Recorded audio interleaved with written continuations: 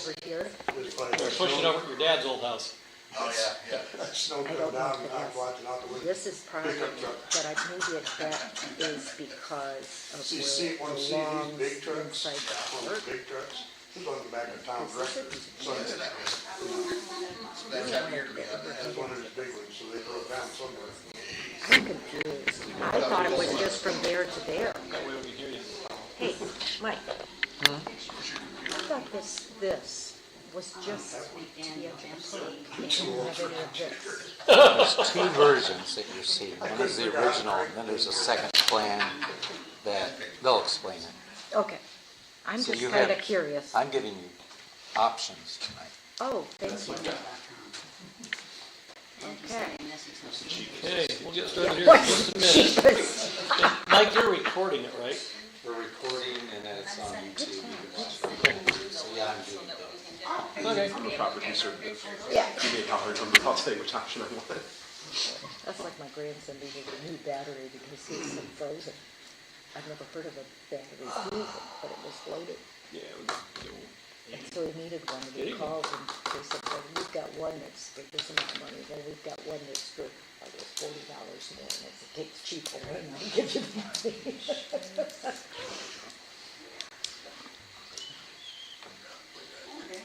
It's a difference between a 2-year warranty and a 3-year warranty on a battery, $40. all right, good evening, everybody. It is 7 o'clock, so we will call this meeting to order. Today is Tuesday, January 16th, 2024 at 7 p.m.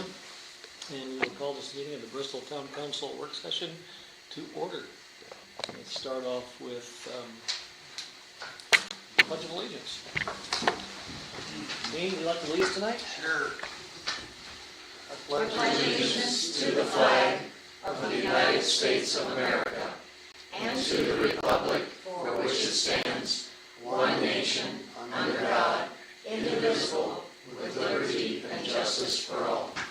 It's like our flag standing tonight. King's trying to hit you. A little bit of the sand What's is that? coming Kathy out. said she would order one or two or something. Okay. She Yeah, took the the last one. sand's coming out. Yeah, it is. Okay, we'll do our roll call. Start to my left, Douglas Smith. Here. Ian Renfro. Here. Kathy Burke. Here. Greg Dolsky. Here. Jeff Beachy's here. Next to my left, Town Marshal Mike Galvin. Here. Legal Counsel Alex Bowman. Here. In the back, Fire Chief Nick Gaines. Good evening. Good evening, Nick. Town Manager Mike Yoder. Assistant Town Manager, Deputy Clerk Treasurer Jill Swartz. Okay. Good evening, everyone. Everybody had a chance to review the agenda. Yes. Pretty short and sweet. Sounds good. Any changes or corrections? Okay, if not, the agenda will stand as published, and we'll just fire right off. Mike, you're up. Okay, first thing, brief announcement before we get to the main event. On the wastewater treatment plant project, we are extending the bid time out maybe 2 months. Give contractors an additional time to put their bid together. Pretty complex project. At the pre-bid meeting, that was the request from the contractor. So Okay. that means our January 25th meeting will not happen. That was the special meeting. And I'll let you know. We'll try and work the bid opening into a normal, regular meeting. Okay. One of our regular meetings. So, Okay, that'd be good. yes. So anyways, Brian and Marcus are here from United Engineering to show us what they've done with the pedestrian bridge project. And if we can, they're going to show a couple options tonight. If you're ready to make a decision on which direction to go, we'll go in that direction and kind of wrap up the design, at least so we're ready. So we have a shovel-ready project is what we're after at this point. And I've also asked United to put together a proposal for us to manage the deconstruction of the Stoll house so that we're sure that we've got a site that's ready to go for bridge. I don't think I've got that yet, but that quote. I'm sure they'll get it too. Okay. So Brian and or Marcus, whichever one. Okay, all right, thanks Mike. So, good evening. My name is Brian Frederick. I'm a project team leader with United Consulting. As Mike mentioned, we're here tonight to get you up to speed on the progress we've made on the preliminary design of the pedestrian bridge crossing St. Joseph River, just east of the Division Street Bridge. The last time we made a presentation was back in September of 2022. That was when we were involved with a river walk study, alignment study along the south riverbank. The comments that we received out of that kind of led us towards investigating this pedestrian bridge alternative. So if you can go to the next slide there. So scroll up there. Okay, so this is just project team. We've been, of course, working with Mike Yoder. He's been as part of defining the scope of what we're studying here with preliminary plans. As far as the design team at United Consulting, it's myself and our lead designer, Marcus Gahagan. So, put the next slide there. Okay, so I'm going to turn things over to Marcus to get into the nitty-gritty on the actual plans and everything we put together. But just before I get through that, I just want to make sure everybody's aware of where we're at in the process. This is just preliminary plans, so we're presenting tonight to get some feedback from the council, if anybody's here from the Parks Board, and of course the public, so see what you think about it. We do, as Mike mentioned, have an alternative for what we can do on the north approach to the bridge that would reduce some impacts to Cumberland Park. So this evening we'll be going through the project purpose and need, the preliminary alignment, the design criteria we use to get to this point, any utility impacts that we've identified to date, the permits and environmental impacts, right-of-way considerations, and then the construction cost estimate for what we put together for this preliminary plans. So at this point, I'll turn things over to Marcus, and he'll go into more detail on the preliminary plans. Thank you, Brian. Yeah, yes, Jeff, if you can go to the next slide. So, as Brian was saying, originally we started with a concept of a river walk on the south. That got changed, so now we're doing a pedestrian bridge over the St. Joseph River. So, if you take a look, zoom in on the south side, is where we start. Down here at near the intersection of Vistula and Division Street. So on this section, we'll be proposing a trailhead, common area for pedestrians to gather if they need to be, and then heading north across the St. Joseph River towards the park entrance there, towards the top, tie in with that existing sidewalk there adjacent to the park entrance. So that's what we proposed in December. The max grade of that trail is 1.8%, which matches the Division Street profile. So that way, if you're looking at it from the St. Joseph River, those two structures would appear parallel and not weird looking.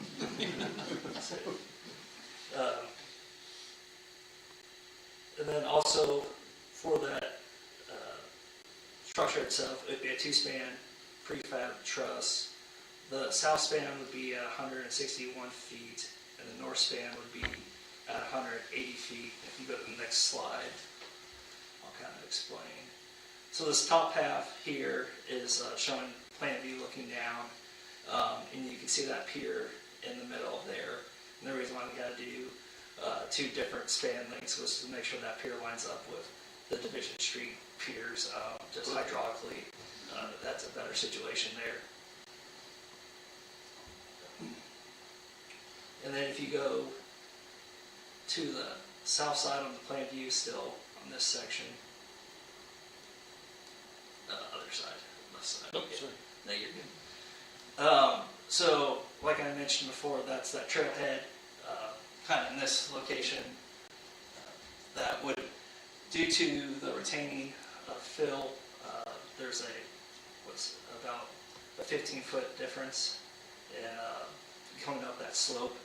So we'd have to construct a retaining wall along this edge of the trail node, and then also there is a Jason NDOT project and design that we have to just do coordination as we go into further design, making sure that grading all matches up. Okay. There's also wanted to, if you can go to the north side now on the plan view, kind of talk about this park area impacts. So first things first, I wanted just to mention we proposed a switchback coming down through here to maintain access to the park at that location. Talked with Mike. There seemed like there were some concerns about impact to the park, so we try to minimize that as much as possible. This edge of the path would be a retaining wall, therefore you can allow space still once construction is complete to put food trucks or anything you need for your festives. Okay. And then, lastly, wanted to note here that this was a design for a 20-mile-an-hour trail. That was just because of going through the funding application for the next level trails. That was the criteria that we designed for that. Okay. So, go down to the next slide. So, I do want to stop here for just a second. So, if that's going to be a retaining wall, how tall will that be? Do you have an idea? It would vary from, Yeah. obviously, because you're losing grade, so as you're on a side slope here, so as you get farther north, it's going to be shorter. Sure. Probably max, you're looking around 18 feet here at the bridge, because you have to maintain that vertical clearance. Yeah. If you pan down to that lower half of that sheet, it'll kind of show how. Oh, there we go. Yeah, Okay. yeah. So here's that retaining wall. So you're approximately looking at a 18-foot, let's say, at the edge of the bridge, and then Okay. working down to maybe a 10-foot, 12. That's something we'd like to just nail down further Yeah. design as far as that wall construction and feasibility. I was just thinking for future, for the homecoming festival and other festivals, Yeah. maybe put the electrical right in that retaining wall, so that we don't have pedestals sitting out in the open. We could build the conduit into the wall, into the side of the hill, and we could give access to the electrical right there in that retaining wall. I have a question on the, up above there. This one, yeah. What is the grade difference between the north side and the south side of the river? Is there a huge grade difference? Because originally when we were talking about this, I was thinking, just me, that we were going from the south side, just like directly to like where the steps are at the park, so that it would go across to the steps and then down to the park. Instead of going all the way that far north. That's why I was wondering, is there a huge grade difference between the north and the south property? Yes, to answer that question, so if you kind of go down to the profile, you can see this is probably, let's say, around 750 versus if you're up here, you're at 770. So you've got about 20-foot grade difference between the surface at the park and what the surface is on Vistula Street. So what is the, like the maximum, I don't want to say maximum, what is the recommended grade for a walk? I mean, to go from, you're saying this point to this point, I mean, you don't want something Right. very steep, but what is the regulation grade for So that? it's kind of tricky. There is a I'm sure it regulation, is, yeah, but you also have to kind of look at the hydraulics of that Division Street Bridge as well. yeah, And if you're going to apply for a DNR permit, you can't really impact that structure's right, waterway capacity. So that way you're kind of limiting yourself by, okay, what does that structure look like? Where's that low structure? How far do I need to make this bridge so it's not contracting more than what's already out there. So you're saying boating clearance? It's not really necessarily boating clearance, it's more like the low structure of that existing bridge. I see. See how much water can actually fit through a waterway opening. So how much water can actually go through this bridge opening. So I think you've said this, but that mirrors what's there right now. Correct. So that bridge that's out there slopes that much, and Right. Division Street slopes that much. You just, when you're out there, I didn't, maybe it's just a matter of perspective because of the drawing. Yeah, and that's what I was wondering about, you know, the having the walkway only to, say, the steps that we haven't put done the in. design. They haven't Oh, done the design. I know I saw it, but I didn't see, I saw that, well, yeah, okay. I was just wondering. But it's It just interesting seems less over expensive. here, just comment about placing, yeah, let's go back to the top, okay, and move to the north. So if we relocate the walk east, then we can put the vendors along that wall with the outlets mounted in the wall, so. And the area between the walk and Division Street is level, right? It would slope down. Slope down. Yeah. This area here would slope from That's a the slope. road to here a little. Correct. So we still would need a retaining wall partially through here, but then we can get slopes, side slopes in, where it was tying with that back curve. Retaining wall down the west side of this walk. Retaining wall is on The west side. east or west side? It was, East side. it would East be and on west. both east and west. Yeah. Majority of it will be on the east side. Oh, Oh, I see. oh, Yeah. This is the retaining wall here. Yeah, that's. Yeah, right here. And then all the way down here. I was just thinking if you matched the slope of the bridge as it exists now, it would butt against the step landing that we have up there at the road. That's what I was thinking. And there's also another Yeah. aspect that they're parallel, so this and Division Street are parallel, so you get some clearance there. Well, there's also considerations of the county eventually replacing Division Street or doing a rehab. We've got to maintain a certain offset from that bridge. So that's why it makes it challenging to deal with. Right. County decides to widen those lanes on that bridge, is there a right of way over water in air like that? Anybody answer that?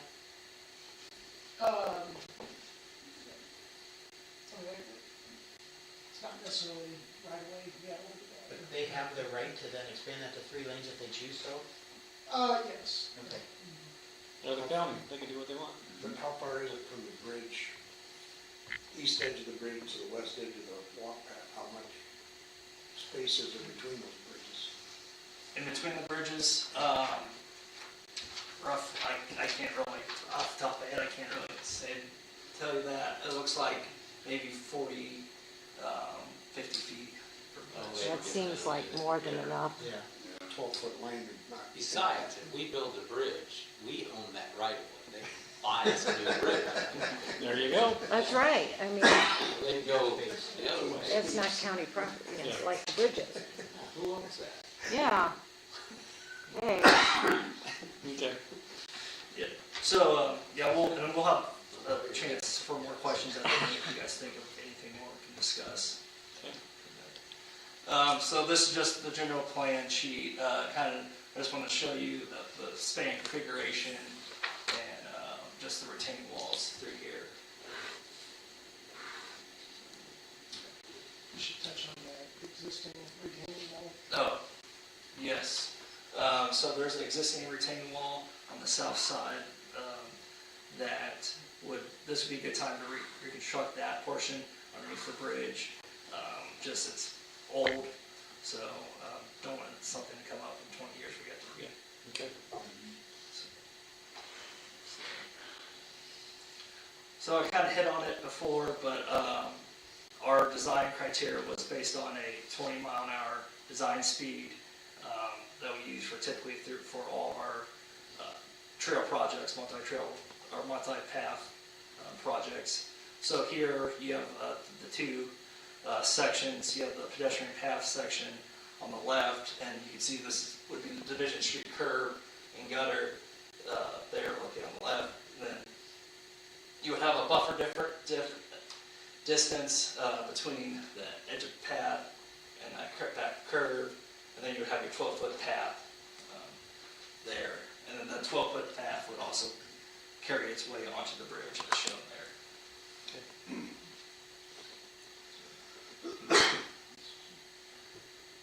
Next would be the utility impacts. So we have sent out initial notice letters to 7 utilities that's listed here. You have the Town of Bristol Water and Sewer, Elkhart County Fiber, Commercial Broadway Solutions, Frontier, NIPSCO Electric and Gas.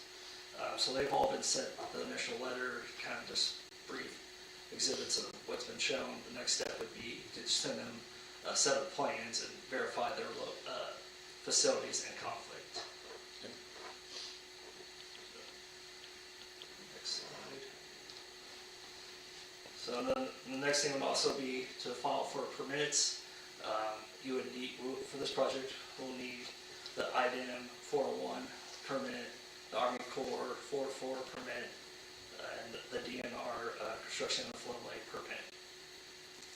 As far as additional environmental impacts, we'll need to clear some trees along the banks on the north and south side. And then there would be also right-of-way impacts of acquiring one parcel on the south side for the south retaining wall construction.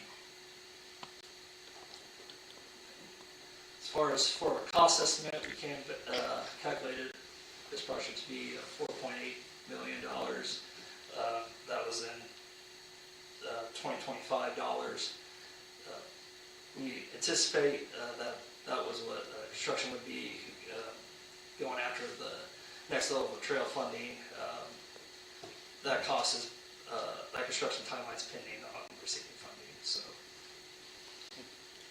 and then as we kind of been alluding to, that here's our north approach, and Brian will kind of talk more about that.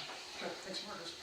So after we submitted the preliminary plans to Mike in December, he got in touch with me and had me look into an option to reduce the impacts to Condon Park, that north approach.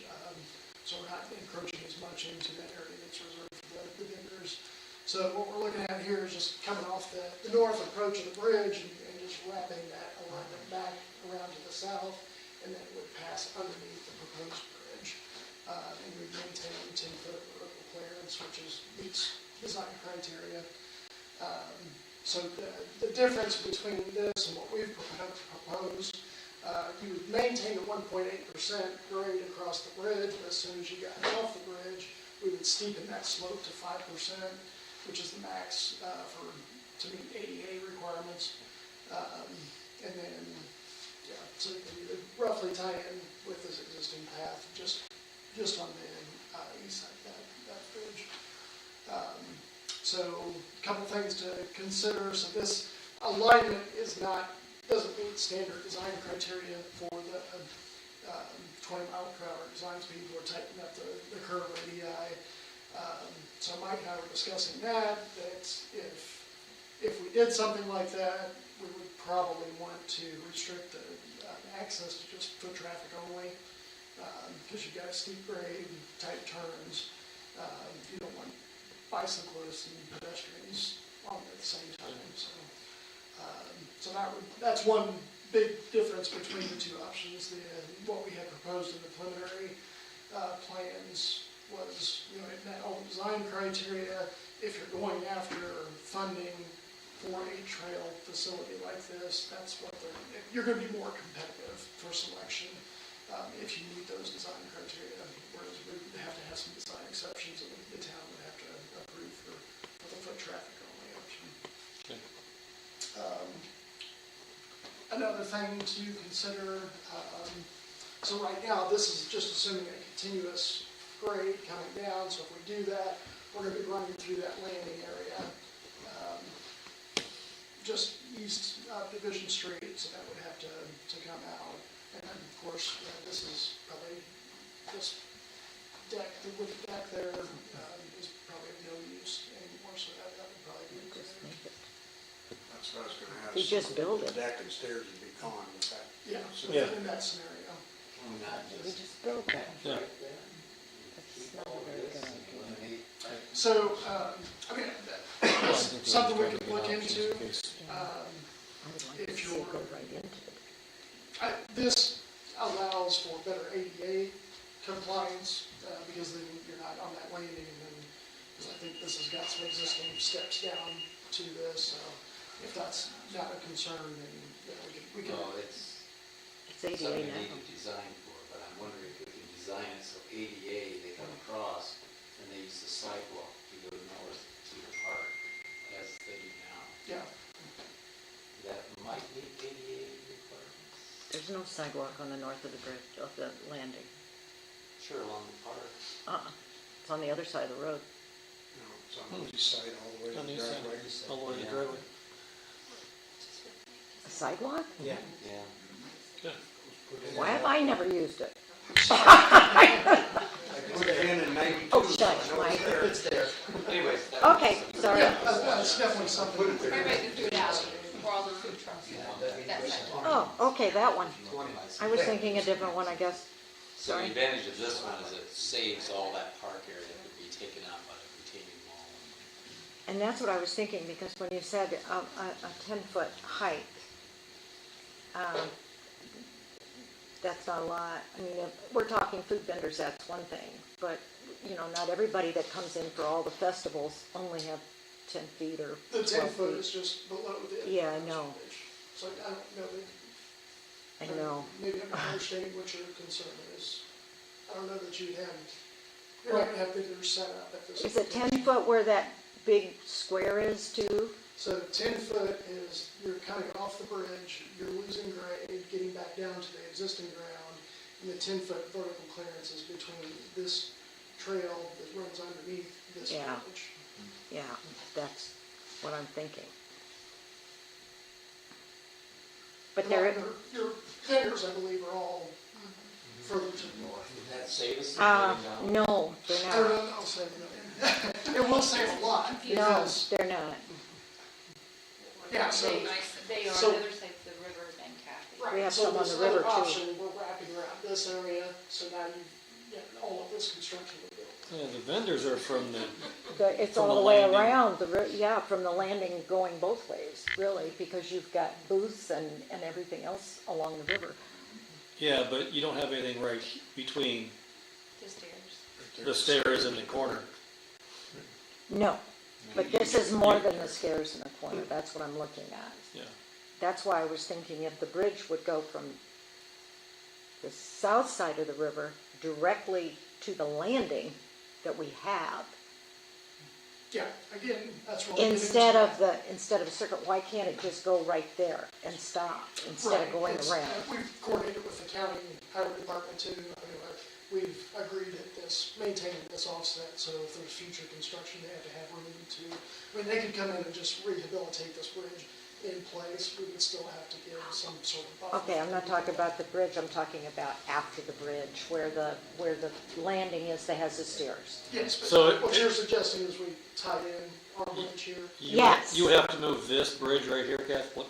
You have to move the bridge. So instead of going like this and having an equal space here, Uh-huh, your bridge would go like this. yeah, And then we get a pinch point. so you get a pinch point.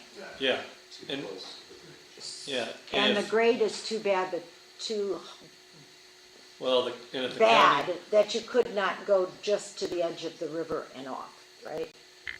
I mean, you've got too much of a grade. and if the county needs to expand that bridge in the future, they can. Yeah, I understand that.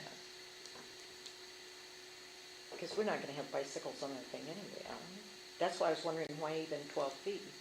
Well, if Is this, that necessary? in this version, you could have bicycles on it. Yeah, but bicycles belong on the road, don't they, Mike? But for the grant, it had to, for Mike? the grant, it had to have bicycles. Yeah, your funding options. you Yeah. look at bicycles. I don't wanna be walking on there if there's bicycles somewhere, I've got a couple questions, I don't know why, to be honest, I have so many unfortunately. And you maybe just covered this, did you say the width of the surface is 12 feet wide? Yes. Yes. Okay, and then also, and I don't care so much about deflection, but what is the weight capacities between spans? And I know maybe not something you're thinking of right now, but what is the weight capacity from edge of north, edge of south to the center pier? As we look at deflection rates and that type of stuff, because what we're considering is putting vast amounts of people on that at a certain time. Yeah. And I just want to make sure that you guys have thought through that Oh, weight yeah. rating.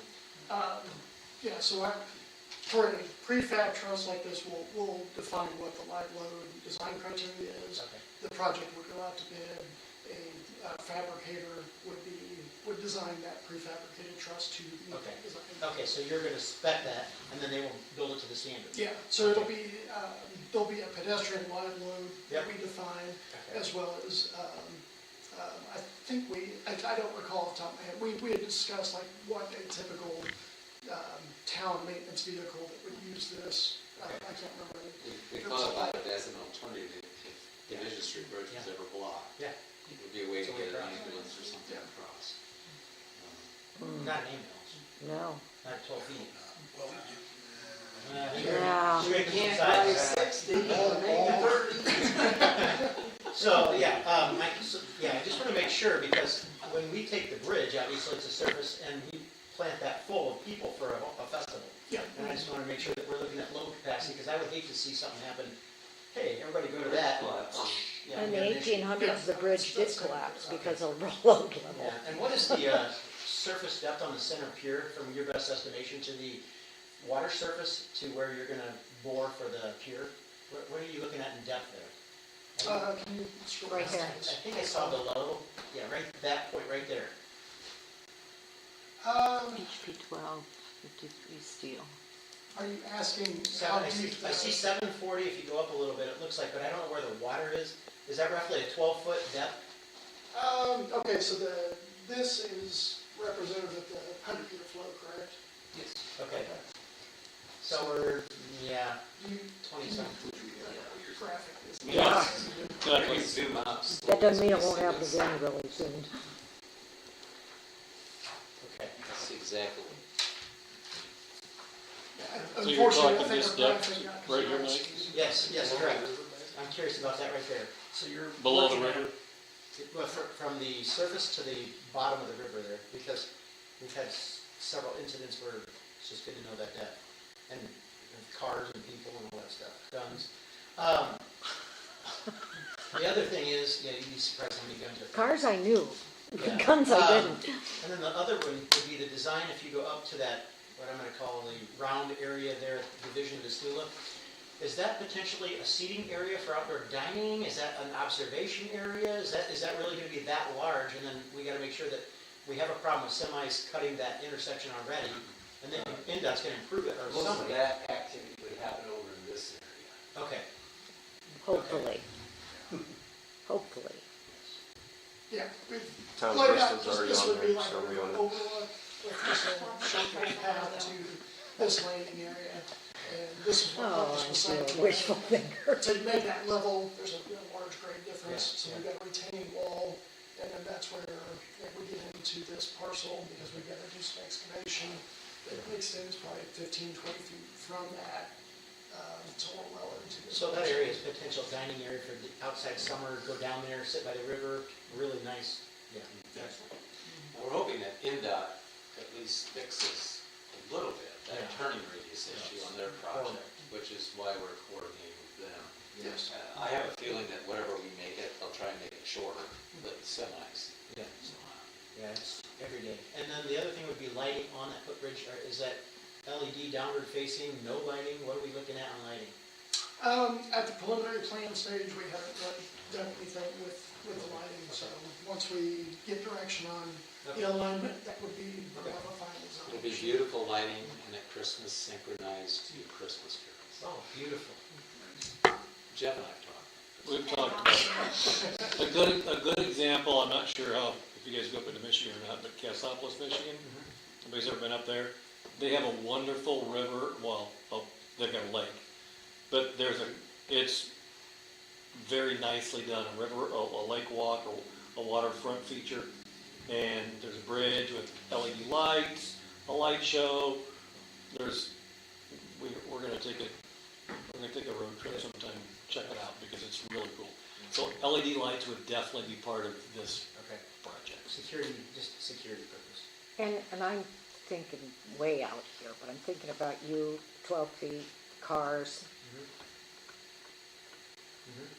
It's, yeah, we would have to put some kind of an entry into this. All right, your concern is having cars get on there. We would have bollards. It could happen. No, yeah, Put bollards up there to stop. yeah, Yeah. Yeah. Or And they could retractable, be, something for emergencies. yeah, something- typically. yeah, if yeah, there's because a somebody, walkout, they can pull over. believe me, somebody's gonna try. Ask I'm sure Mike, they would succeed. yeah, No if doubt. it didn't go down the road. Yeah. Okay. Huh. So as far as the two options, as far as funding goes, outside funding, or is that pretty much gone? It's, the next level trails is gone. I've looked at some MACOG funding and they told me not to bother. So I'm going on to other funding sources.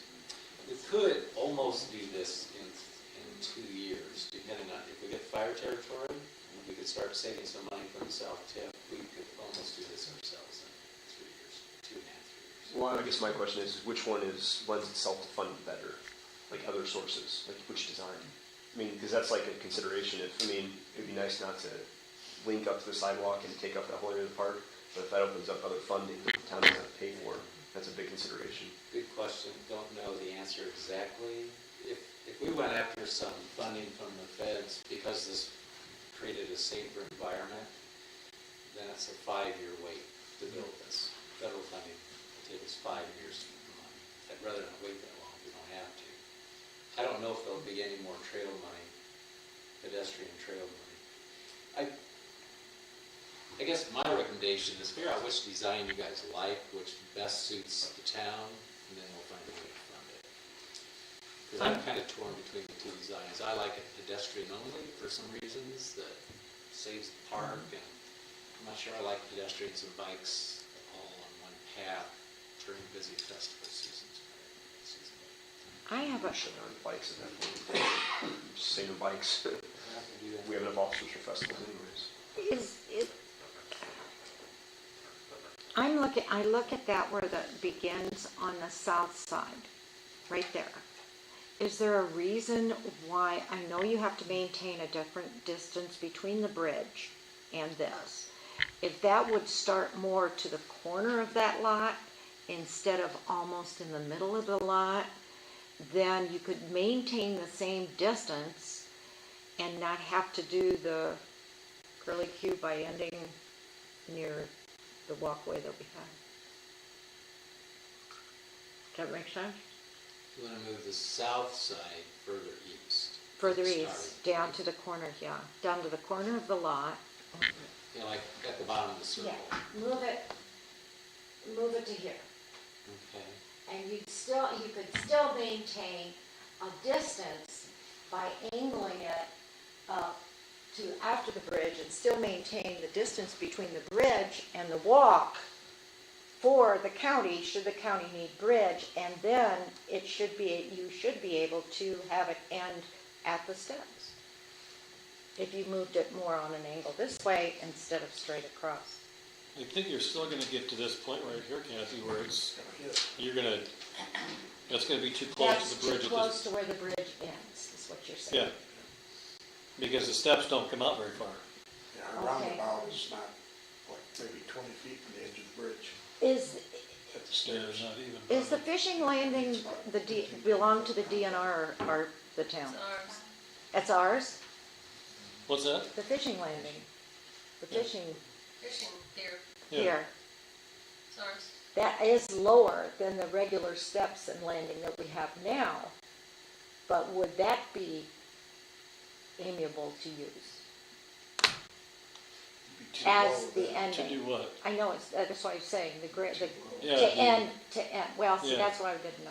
yeah, it'd be way too low. So Be able to get let's raise it. underneath I don't know, I'm thinking of all sorts of Are you just wanting possibilities. it to end sooner? I'm than thinking it to end release out? sooner than to go around and around, or all the way, or all of that, because that would stymie, I'm not talking just homecoming festival, such as Ferris wheels and all of that we have in there, but I'm talking other festivals that want to bring larger trucks in there. We couldn't have a fire truck with a ladder extended in there, as part of a festival in the park. What if you did like Kathy said, come with the fishing guys, and then went back west with a sidewalk to tie onto the pad? Yeah, I'm not sure. That's a you're- possibility. Yeah, you're not losing much of the park with the other design. You have almost all your current, what you're losing is the multicolored bird.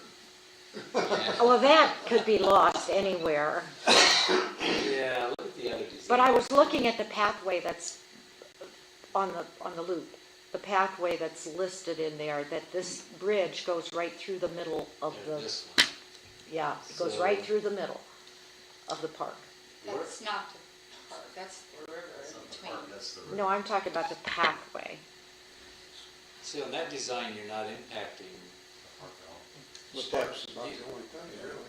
yeah, Because that's might, the park. might, What's this right here? This is the pathway around the park. No, No. no, that's your staircase. That's a stairway. That's the stairway? Yeah. Kathy, That's there's, the stairway. come down, there's the fishing pier right there. where I can see that being- Sidewalk comes down, Oh, wait a minute. where She that thought it brook was comes going on the over. whole park. This, I mean, we've got a walkway around the park. That's what I Yes, thought I see. this was. Do you see what I'm saying? Yeah. That Down at makes the bottom sense. is, right where your hand is, right there, that is the water. That's what I thought. There's the bird, that's the side. What's this one up here? That's the new bridge. That's the stairs. the wooden stairs. That's That the is stairs going coming down. through the hill. Do what? It's going through the hill along the park. Show where the bird is. I understand that. I know where this is. Okay, so the actual, then the park goes like this. Yeah. Walkway. In front of the bridge. No, No, the walkway This is is your where- parkway right here. This is your walkway right here. Okay, This is then your I've got the distance screwed up there. Yeah, it's confusing. What distance might be between here and here? That's what. Well, so you said the distance between the two bridges is roughly 50 feet. If that's any indication of how far away it is from the Okay. walkway. The two bridges are like 50 feet apart. Okay, so what I thought we were seeing was the whole amount of the park, Yeah, yeah. but we are not seeing. No, it's that. 50 feet. No. Gotcha.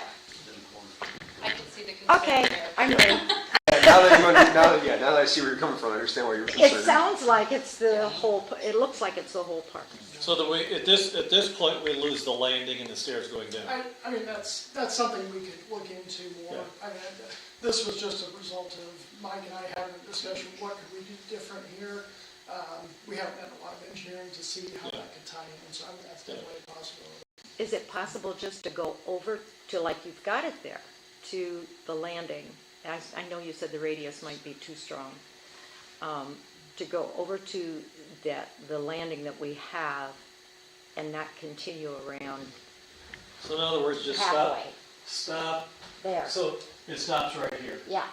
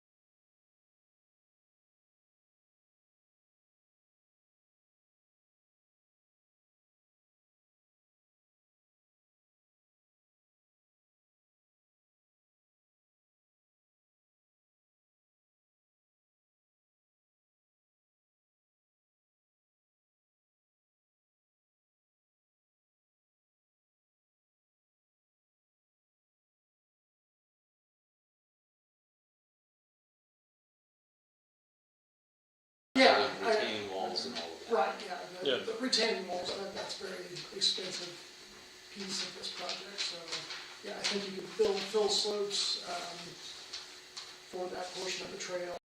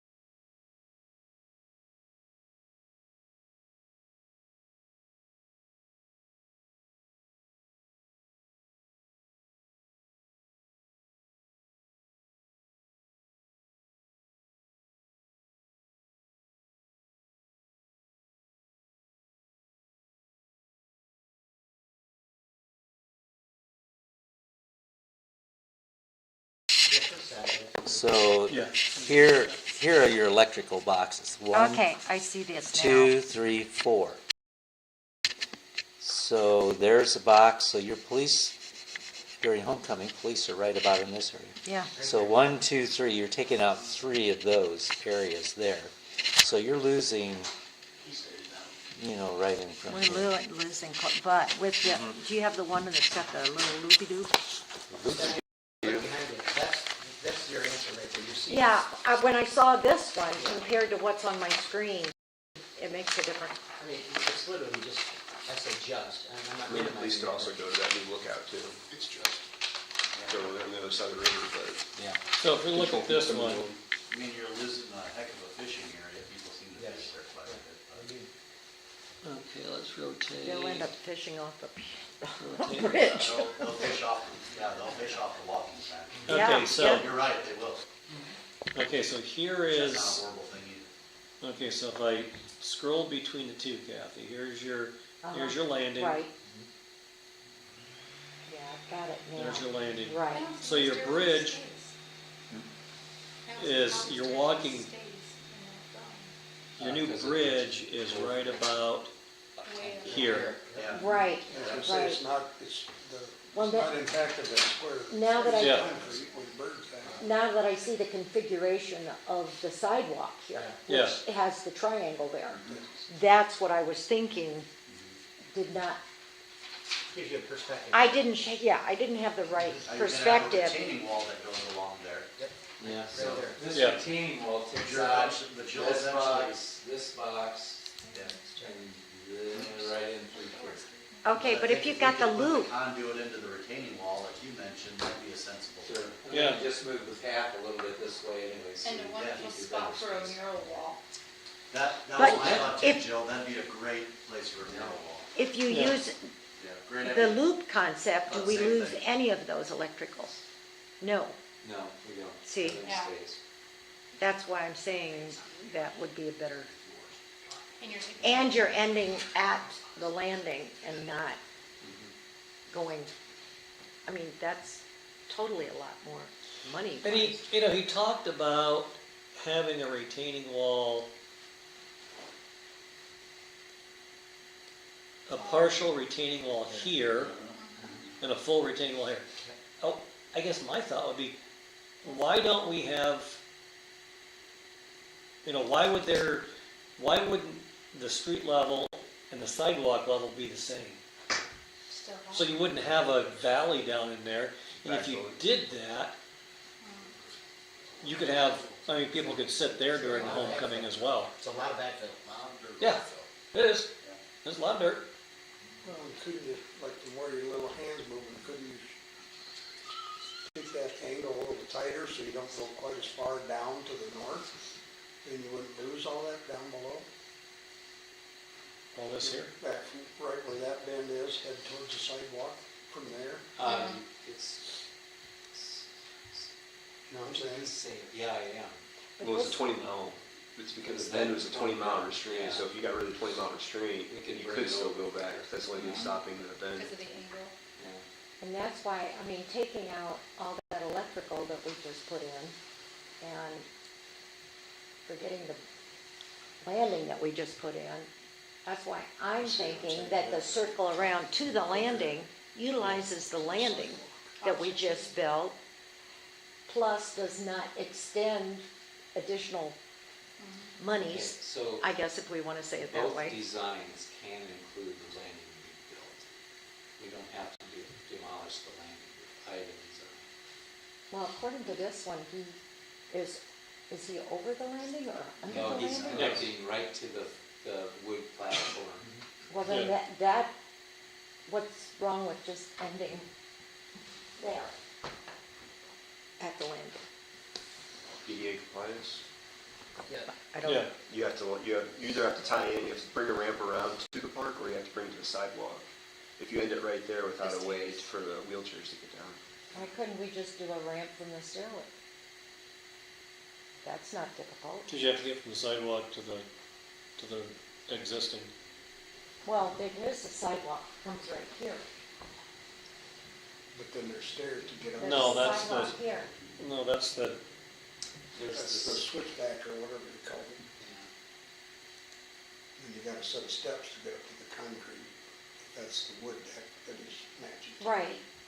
Oh, so you're saying that it would go to the wood deck? Yeah, go to and the not wood deck, not particularly to the the landing landing. area? So Right. then you'd have a set of steps, so a wheelchair couldn't get back up to the concrete. I deck see. on the sidewalk. I see. Personally, I like this design.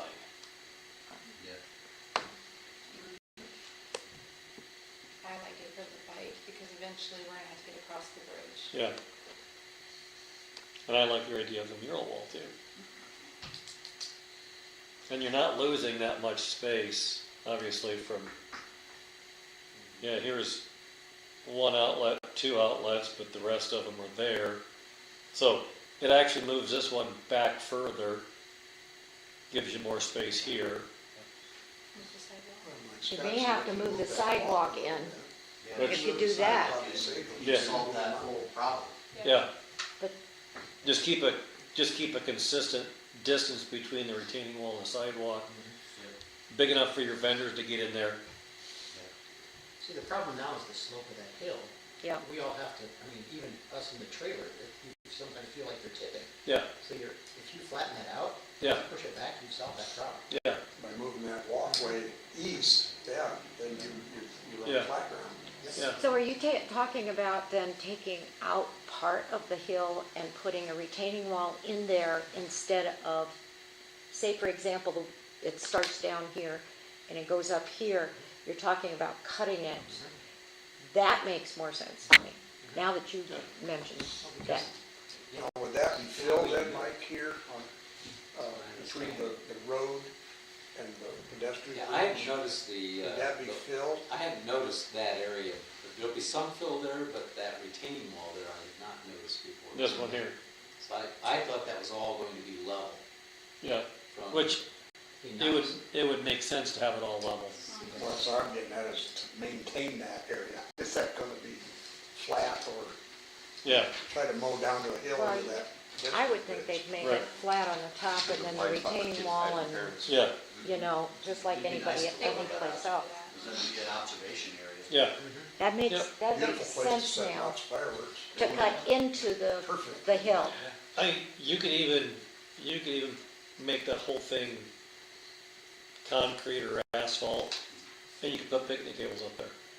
Yeah, that'd be cool too. I don't know if It you makes want that one that hill close to the, usable. It makes that Yeah. slope usable Yeah. for something now. It'd be- other than a biker. nice with benches or something. Yeah, benches or, yeah, Picnic table, people I would think wanna I park on hear the road. Consensus for plan. I'm looking at Mike, park on the road and take their picnic Yeah. table. Planning. Mike, you're saying that 20-mile-an-hour thing though really isn't gonna be applicable because the bike thing is skyback. But it's, The bike Funding. funding. trails, the trails grant. Unless they refund it, we have another option this fall. It was a political decision to spend more of the money in other areas than northern Indiana. That's the reason we didn't, one of the reasons we didn't do it. but Plan A design does allow that 20-mile-an-hour.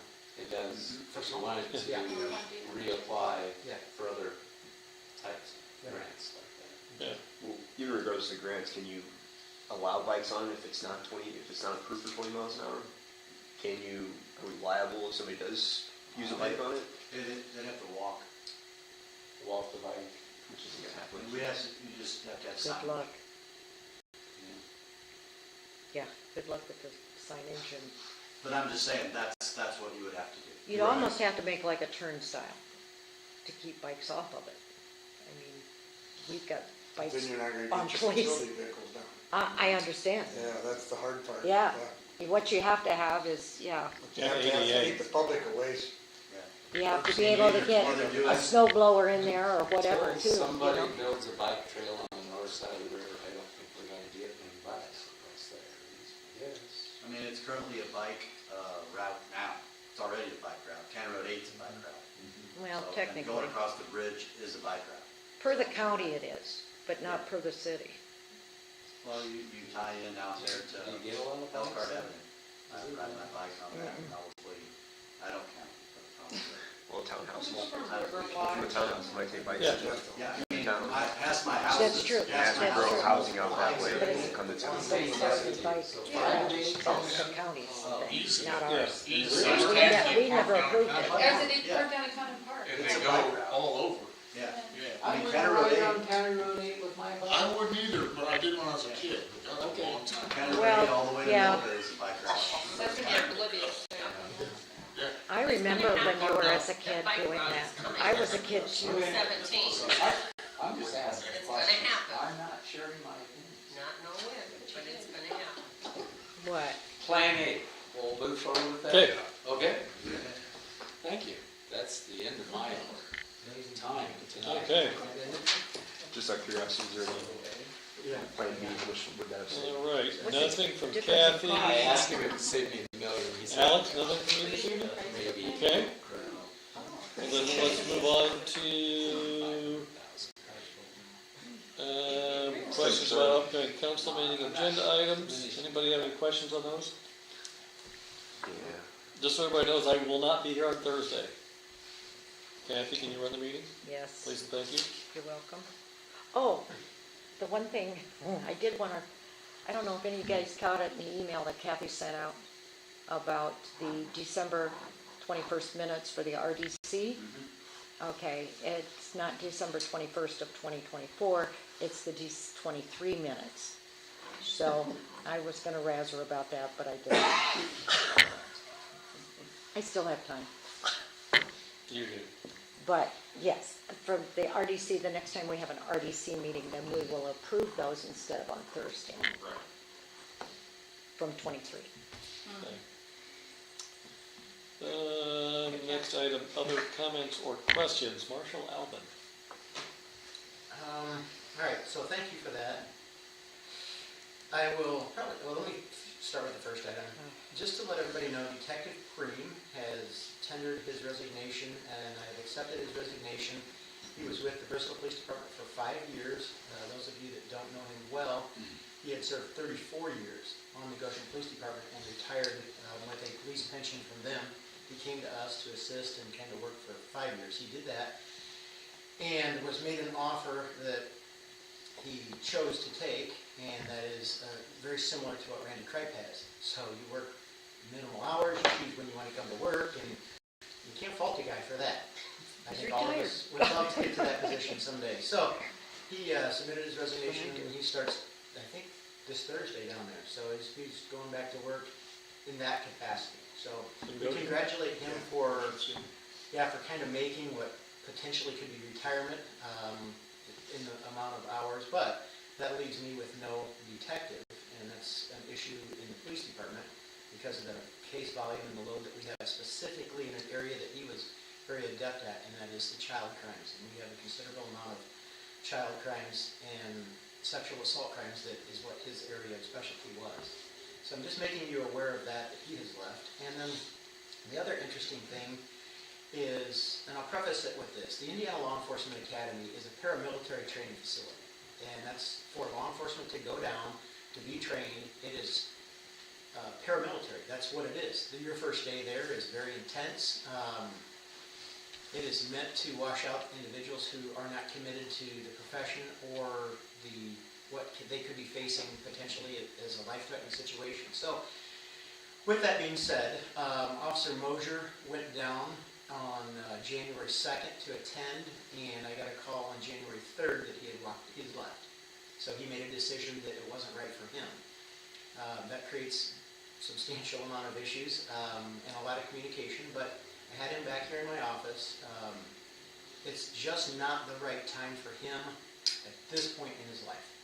So we've come to that conclusion. He pretty much came to that conclusion on his own.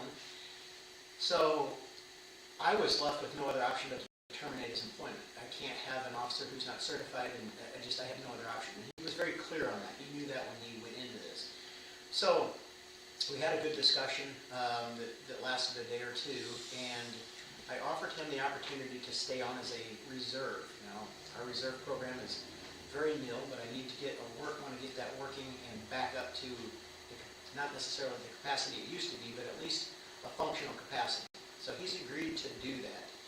I think it's gonna benefit him, it could benefit us potentially because he has training, which is nice. We've got a year and a couple months of training in him.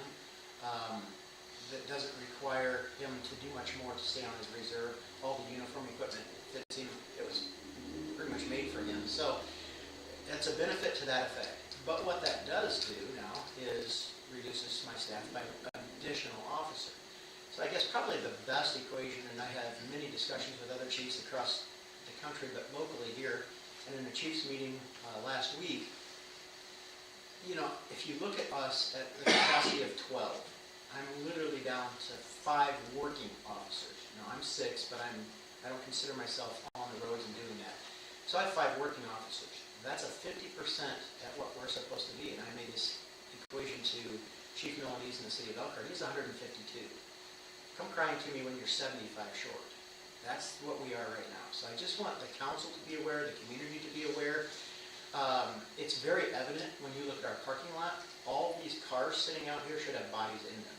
They're just vacant cars. So I am really attempting to try to figure out how we bridge the situation that we have, and I'll say this, it's not a single approach. It's going to be a multifaceted approach in order to, one, attempt to get qualified candidates to even look at the Bristol Police Department, and there's multiple facets to that. I've already had some brainstorming with President Beachy on this area. We're looking at luring, and I say luring, I was very forthcoming to the chiefs of the other departments, because one of the things that we've had going on in this area for over 3 years is, I just call it stealing officers. We're stealing officers. We train them, they take them, we train them, they take them. And so I have no intention of stealing anybody's officers. I made that very clear to the chiefs of the other departments. But I did say that if you have officers that the fit of personality is not there, I'm interested in those people. So I put that out locally. But I think we're going to have to go outside of our geographical area and start to look down south. And really the reason I say that is because the wages up here in northern Indiana are good wages. Down south, their wages aren't what we have. We just don't have the environment, the economics of the RV industry down there. So we can lure some of those people who have been through the academy up here with some wages and maybe some relocation. So I'm looking at some areas and possible relocation and so forth, just to make you aware. Kind of interestingly enough, Elkhart City just increased their bonus for transfer laterals. It is getting crazy. The dollar amounts that's attracting police officers, it's crazy. So I'm going to have to look at that. Another option that Jill and I have had many discussions about is the police retirement, the pension of police retirement. It's called 1977. It's a per fund. That allows us the ability to have lateral transfers. And right now, I'm pretty much precluded from getting anybody from the city of Elkhart, the city of Goshen, the city of Napanee, because they don't want to walk away from a 5 or 7 or 8-year investment into a 20-year pension and get nothing. If I have the ability to do a lateral transfer from somebody who has 7 to come here and keep that 7 and continue to contribute, that opens that pool up tremendously. And what that does is that allows us the opportunity to find the persons who are in those other agencies that just personality is not fitting, things aren't, and I made it very clear, I don't want bad officers. And by that, I mean, there are people that don't want to work. We call them ROD.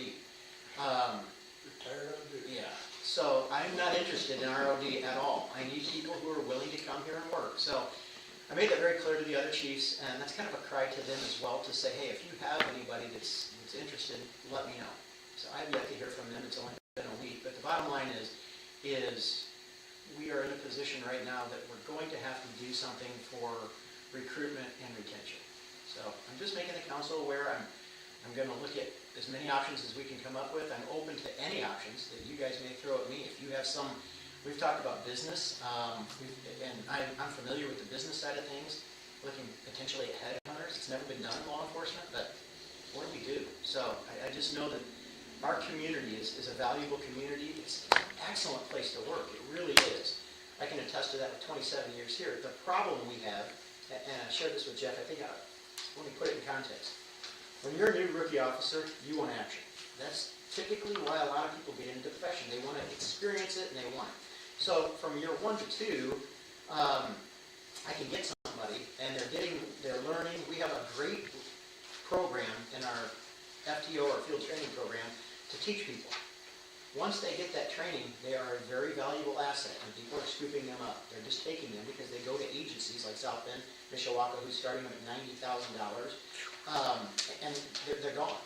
So we lose them because they want that activity. Now, from year 2 to about year 8, that's all good.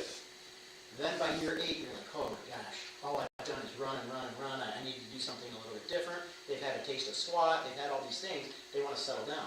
Well, year 8, they're vested in that pension. They have the book set. They're there.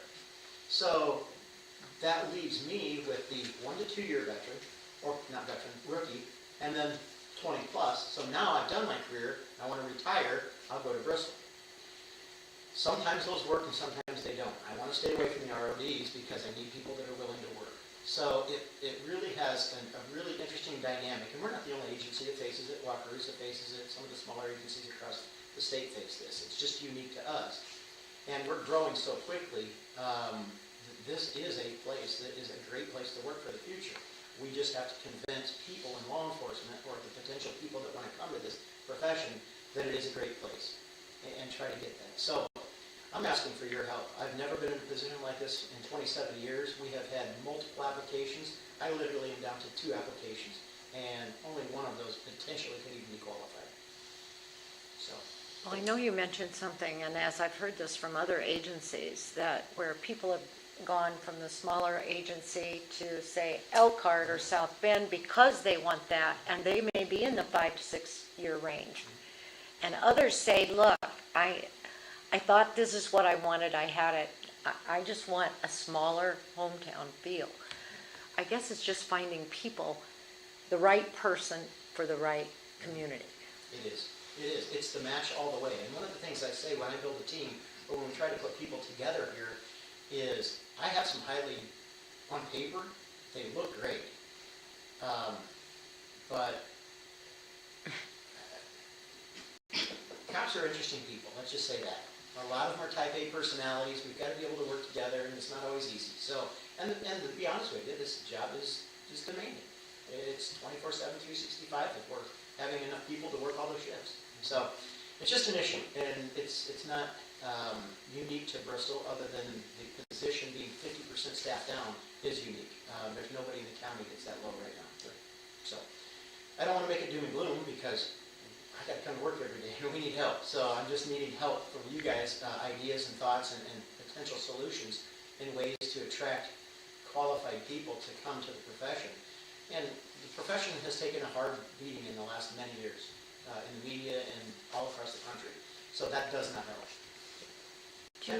Do we have, do our police officers like have to sign a 2 year contract or? No, and you know what, this is kind of an interesting thing. I've I think heard Mike stuff does, so, before. Yeah, let me clarify that. So, many years ago, there was this idea that you come here, you sign a 3 year contract. Well, that's null and void. The state does not allow anything like that whatsoever. There is a bill that has been proposed. It's only being proposed in legislation right now. It was actually put out publicly Friday. It passed 10-0 in the House, but there's still some ways to go. I'm actually going to reach out to the author of the bill, who is quite interesting. So what he is proposing is that a community hire a police officer, and if that police officer leaves in the first 3 years, we cannot make a police officer sign an agreement to stay. Cannot do it. But there will be some reimbursement from the state to the community who loses that police officer. I do like the bill. I want to hear more about it. I want to hear the details, so I'm actually going to reach out and talk to him. Because, look, that's what's happening to us. Is we get 1 or 2 years on and they're gone. So now if the town could get a year's worth of compensation from the state as that, it doesn't make it any better because I still have less bodies, but we have some funding. So I'm very diligently, it came across my desk Friday. I'm going to contact him, and I want to have some discussion about the specifics of that. It's an early legislation, but I think it has some merit. And the bad thing about it is we pay for their training. And then they can afford, other agencies can afford to pay more because they don't have to pay for the training because they're already trained. Yeah, if you remember, I presented to the council with, I think, just a few of you who are remaining. At 1 year, you have almost $150,000 invested in one of our police officers. So when they walk away or leave this agency to go to another agency in a 2 year period, you're about $300,000. So it's a substantial amount of money. Why wouldn't the municipality that's taking them pay that instead of the state? I don't know, Mike, I'm curious how he's gonna fund this, and where's that money coming from? You and I both know the legislative side is, and then now is if the agency who's taking him, are they going to, what obligation are they gonna have? There's some interesting things that I think it presents, but, I'm very interested in it, but the bottom line is, we cannot make them sign a contract and hold them to anything. Yeah, see, and I'd heard that for years, that Yeah. we had like a 2-year contract and, No, okay, no such thing. okay, thank you. Okay. And Mike and I did talk about this a lot. Any idea is a good idea, right? So if you guys think of anything that, throw it out there. Mike and I talked about, do we put up billboards in southern Indiana? Bristol, Indiana is hiring police officers and list our criteria. Mike and I talked about a relocation fund. We might have to do that. I'm not opposed to it. If we need to pay to move somebody here, then let's do that. I mean, we're losing officers way too fast. We need, to be honest with you, we need outside the box thinking on this one. There's no doubt about it. And nobody wants to hear it, but, I mean, Nick in the fire department, Jimmy in the fire department, they're facing the same things. You guys are losing people because of funding, right? Because other agencies are paying a higher wage. Benefits is more than anything. Yeah. Retirement, the 77 fund. Yeah. Is huge. Yeah. It's huge. Yeah. Working over at Middlebury, we went to the 77 fund just to keep from losing our younger firemen, and it's helped. Yeah. That stemmed that tide for us a little bit. We've retained 5 guys now where we probably would have lost them. Yeah. So is the 77 fund the same thing we're talking about? Yeah, 1977, police fire pension. Yeah, police fire pension. After 20 years, they give you half your pay to stay home. Yeah, so, What about 27? Taxes out of 32 years. Yeah, I know. But it's So- at 75%. I think that, I'm just trying to think, 4 years, baby. we're starting the discussions and the meetings on the fire territory. Does that,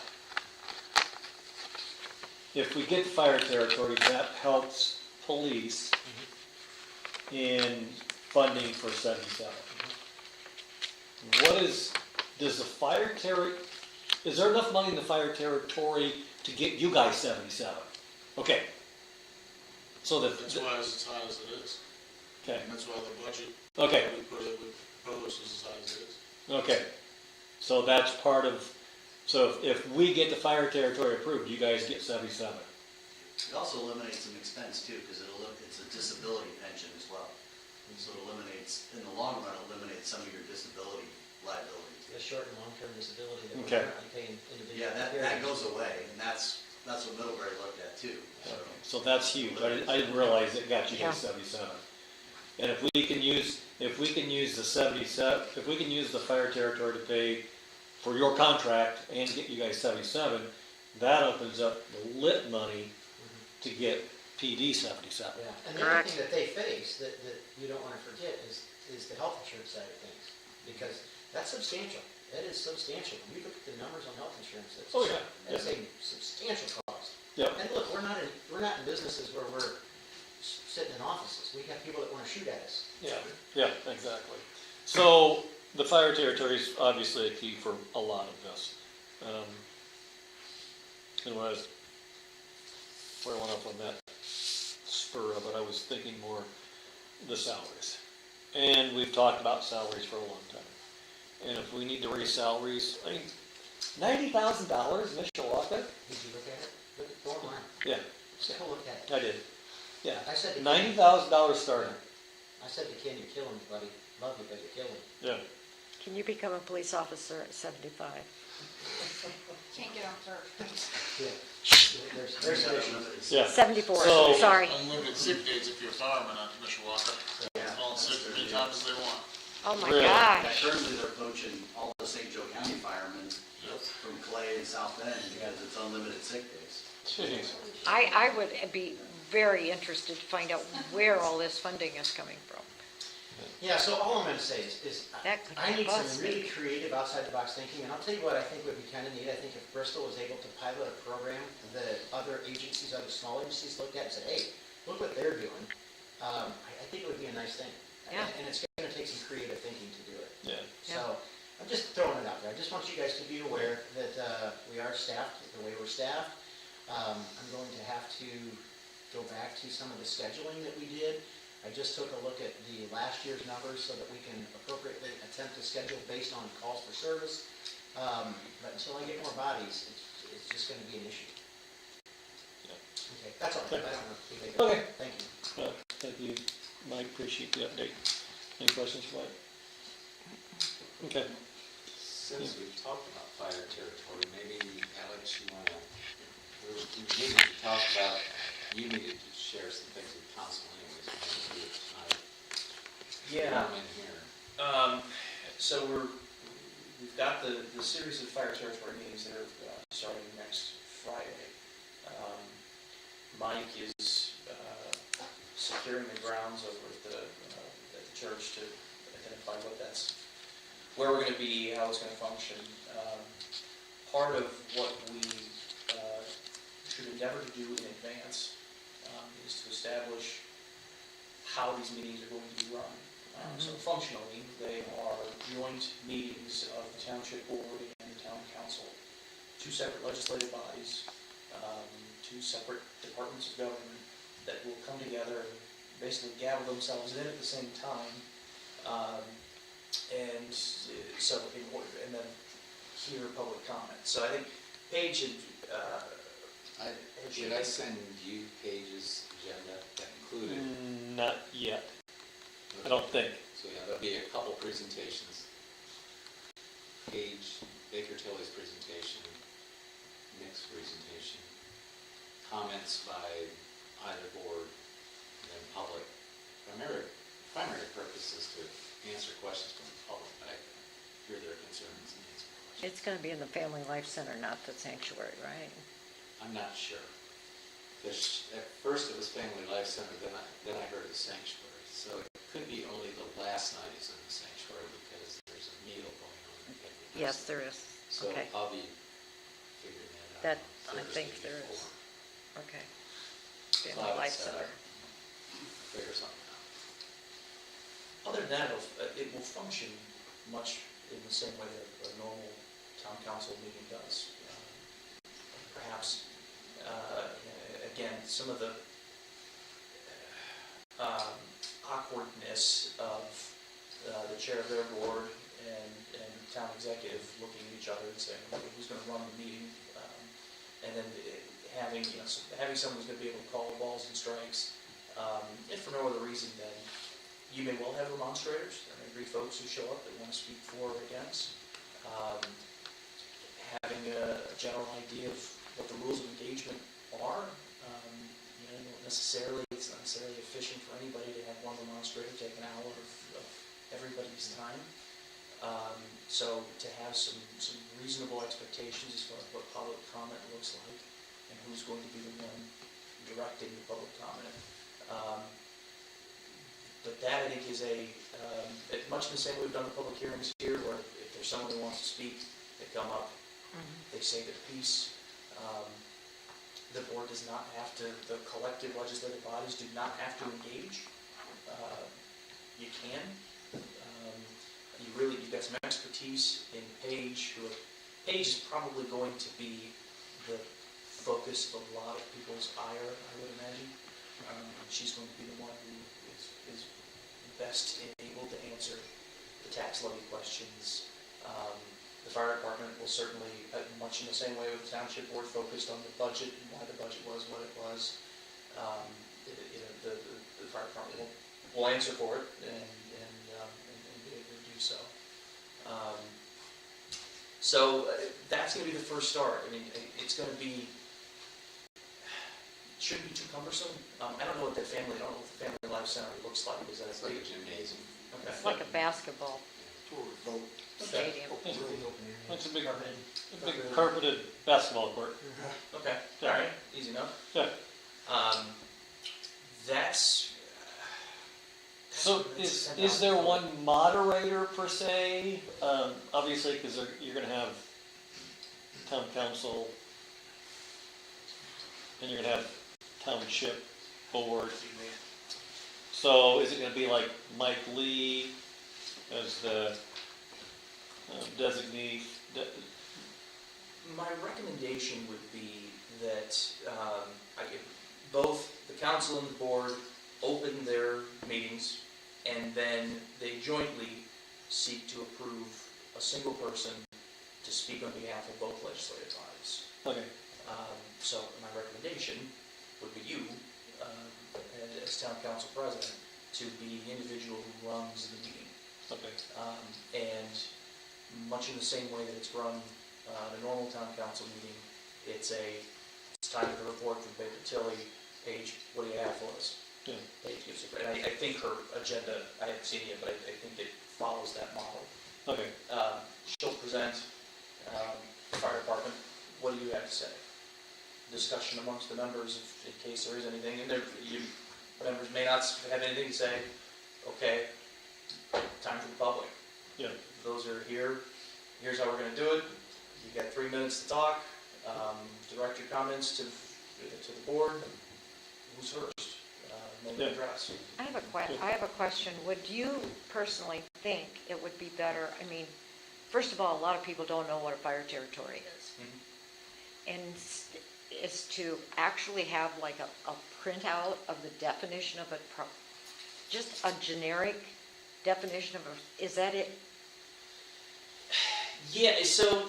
I mean, there's a lot of people misunderstand this stuff, so. Part of it, I think, that will probably come out in the wash in Paige's presentation. Oh, okay. I think, because that's the fire territory, funny enough, under statute, has this real nothing of a definition. Oh, okay. I think it's defined, territory is referred to in the statute means the fire territory. Yeah. Okay. That's it. So it's not a particularly robust definition. Okay. Suffice to say that the point's well made that we're talking about fire territory. What does that mean? Well, it's two bodies of government who come together to fund a single fire department, and it enables a particular tax levy. That's a fire territory in a nutshell. Okay. And that, I think, this is not Paige's first rodeo with this type of presentation, answering those types of questions. I've told Mike candidly, I don't think there isn't much of a legal lift to this. The Paige's presentation addresses a lot of the legalities that come around with fire territory, and your demonstrators are probably not going to care about it. It's probably going to be, what's the fiscal impact? Yeah. Yeah. How much is it gonna cost? That's gonna be the biggest. That's exactly right. That's exactly right. And Paige is not obligated to answer questions from the public, is that correct? I mean, no, technically, nobody necessarily has to answer questions from the public. That's really now that said, that's not necessarily a best practice. Right. What's an information exchange? If you want to get out alive. That's right. Yeah. Yeah, it would be, and I think that will be where the chair of the meeting will play a very important role of moderating what could otherwise be a feisty back and forth between a taxpayer and Paige, or a taxpayer and,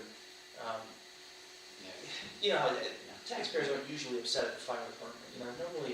Nobody ever said, oh no, here comes the fire department, right? So you're probably not going to yell at that. That's fair. Yeah, but most fire departments don't have a Jimmy. Oh, there was. Jimmy's fault. It's always been Jimmy's fault. So that is I think that'll be an important moderator role, because that will, if there's any flashpoint, it'll be a back and forth, and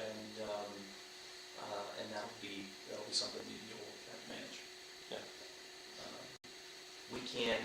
I've prepared some, written general ground rules as far as public comments concerned that the joint body can adopt, so that you have something that you can wave and say, everybody got a copy of this, here are the rules, you're free to talk. However, we have to to have decorum, this is an important meeting, you don't get to talk all day, and here are the rules we want to enforce. Yeah. And I think it'd be We good- have rules for the council like that. Yeah, Didn't we you make some, Jeff? Yeah. I And I thought you think did. we'll post those, because I know, Nick, you asked for a projector, which I think, yeah, I think we can definitely do that. And I think it'd be good to post those rules of engagement on the I think so too. projector, so everybody can see it and they know what they can and what they can't say. Absolutely. Or what we prefer they say and what they can't say. Correct, yeah, and you don't, not that you're gonna necessarily have this, but you always want to come to ballot prepared with, maybe someone comes up who wants to say nothing but slanderous things. Yeah. Well, certainly you as chair are always in a position to shut that down, but it sure helps to have a written policy to say, Yeah. you can't say this. And, Yeah. this is not an infringement upon your free speech to appear before a legislative body and speak. We have rules, the rules are reasonable, you violate them, you won't be speaking. And here's the thing too, here I related to Facebook. On Bristol, I live in Bristol or whatever that is, I grew up in Bristol. There are a lot of people in Elkhart that, quote, grew up in Bristol, that are trying to say, this is how Bristol should be run. And I think you, I'm sure, are going to ask name and address. It's going to be one of the requirements to speak. Yeah, because if they're outside the township, Yeah, if they live in Jefferson Township, Yeah, somebody's yeah. complaining about something we're trying to do in Washington Township. and that's what we have, of course, with Facebook, and you see that all the time. So- In fact, I know one person in Elkhart that does that all the time. Oh, yeah, I know Drives too. me. Oh, you get it too? So I guess we'll have to figure out, Yes. how do we determine if they're in the township or not? So, here's a point to consider there. The statute requires a public hearing, and while you can have reasonable rules of speech and decorum, I don't think that empowers you to ask the threshold question, are you a taxpayer of this proposed fire territory, and if not, get out. I don't Oh, think no, that- no, I didn't mean Yeah. that. Yeah. I think but the important part there is, what we would say in the courtroom is it's the difference between credibility and admissibility, right? So when someone from Liberty Township stands up and has something that's not supportive, or supportive for that matter, the question becomes, okay, so you have a right to speak, you're here, we have a public hearing, you're not a taxpayer, it's incumbent upon the board to take into consideration the remonstrance that you just heard isn't a taxpayer. So is it legal to ask them what township you live in? Name and address is probably a better way Oh, to okay. do Yeah. it. Some people might Sure, not know, I don't there's know. nothing says you can't ask them that. I mean, don't ask them their SOCH, but, township is. Why not? Yeah, but Some people would give it. yeah, township is fine, because that's all. Your group will be there, because it's the entire township. Yeah. Yeah, And, well, it's but it's only we could- Washington, right? We could establish a sign-in sheet if you wish to speak. You have a sign-in sheet. that's a good idea too. And then I would appoint a timekeeper, so everybody's Yeah. to the same 3 or 4 minutes, whatever it's going to say. Yeah. That's good. And might recommend to everybody that they take their own notes and keep track of. If somebody from outside the township is against it, you need to keep track of that, because you're representing your own voters. So to your point, somebody from Elkhart City should be telling us, no, you don't want to do this. Right. If you get 5 people in a row that are saying no, and they don't live within the township, that could swing some Yep. people's opinion. But like I said, if you name an address, I could say Dean Renfro, Bristol, Indiana, and I live in York Township, or I live in Middlebury Township. Or I live in Elkhart City, because the other side of 17 is a Bristol address. Bristol address. But it's not Washington Township, it's Oslo Township. Right. Okay. You just have to take the weight of the testimony, is what we call it in the courtroom. Anybody can come in here and lie to you too. You have to understand what they say. There is no obligation for them to tell the truth. And I'm sure there's people that have gone through this in other townships that have said, I don't want anything to do with the fire territory, and I'm gonna go to that place and I'm gonna tell them they don't want it. That's Yes. what you're saying. Yeah, that's, We'll do a sign-in sheet and we'll include name, address, township, or residence. Now, that sounds good. They fill it in, they fill it in. There you go. Yeah. And making that a prerequisite to being able to speak is perfectly reasonable. Yeah. That's that is not An unreasonable ask. No. Yeah. And there are 3 public hearings, so if Correct. they don't get time, Jeff, you had suggested a time limit of 2 hours, so we Yeah. can set that within the rules as well. Correct. Yeah. And I think it is procedurally, it may be cumbersome to accomplish adopting those rules, independently prior to the meeting. I don't think that's something we would do Thursday. I don't know when the township meets next, so I don't know if that's even an opportunity. Yeah. But at the very least, if we can have things prepared so that the onset of the meeting, the first thing we can do is say, these are the ground rules that will apply to the joint hearings of these 2 bodies. Yeah. Why don't we just talk about those Thursday night, if this group can adopt them, and I can send them to Mike Lee and say, hey, this is what town council would like recommend. Yeah. When is their next meeting? Sure. Okay. I didn't know if it was in time to get that. I don't know, but they could talk about it. Yeah. I think they talk amongst themselves between meetings anyways. Okay. It's important as well to note that a quorum is necessary.